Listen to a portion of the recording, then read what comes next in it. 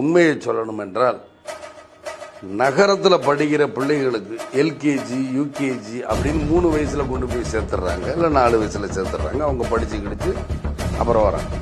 ஆனால் கிராமத்து பிள்ளைகளுக்கு எல்கேஜி யூகேஜின்னு ஒரு பாடத்திட்டம் இருக்கான கிடையவே கிடையாது. எடுத்தோன்னு 5 வயசுல கொண்டு வந்து சேர்க்குறாங்க, 1ஆவதுல சேர்க்குறாங்க. அவங்க எப்படி படிப்பாங்க? படிக்கிறது ரொம்ப கஷ்டப்படும். அந்த படிப்பை உண்டு பண்ணுறது யாரு? இந்த அரசாங்கம் உண்டு பண்ணும்.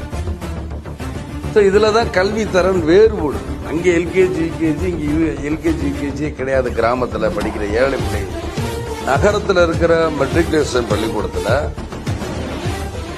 அதாவது நகரம் என்பதை விட கிராமத்தில் இருக்கிற +1 +2 கொடுக்கிற பாடத்தை நகரத்தில் இருக்கிற மெட்ரிகுலேஷன் பள்ளிக்கூடத்தில் 9வது 10வதுலேயே படிச்சிடறாங்க.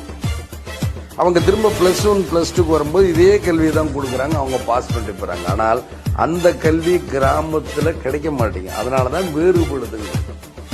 இதற்கு உதாரணமாக சொல்ல போனா இந்தியாவில் சிபிஎஸ்இ கல்வின்னு ஒன்று, ஆந்திராவில் சிபிஎஸ்இ கல்வியை விட பொதுப்பாட திட்டம்னு சொல்றது NT ராமாராவ் காலத்தில் அந்த பொதுப்பாட திட்டம் தான் முதலிடம் வருது. இன்னைக்கு கல்வியில எல்லாத்த விட சிறப்பாக இருக்காங்க.